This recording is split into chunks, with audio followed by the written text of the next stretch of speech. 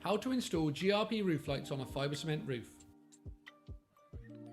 GRP roof lights are the perfect type of lightweight translucent sheet which allows natural light to enter your structure. Roof lights can be used in conjunction with our fibre cement sheets and are very easy to install. The diagram shows the required fixing positions for a 5-foot roof light spanning 2 purlins and a 10-foot roof light spanning 3 purlins. Fixing positions should be located at the peak of each full corrugation. You can use the same fixings you would normally use to fix your sheets to the purlins underneath.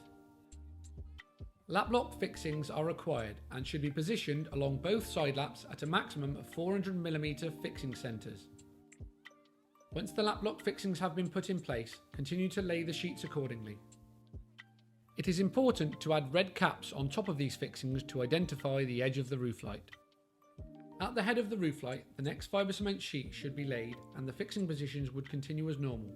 Due to the roof light's thickness, they can be used with our fibre cement sheets without the need to mitre them.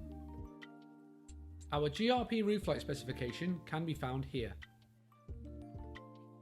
Here's our recommended roof light configurations.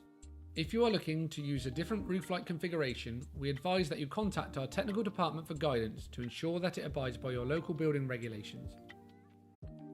Butyl ceiling strips are required and must be placed on the end and side laps of the roof light to stop wind suction from occurring. Please do not hesitate to contact our technical department if you require further assistance.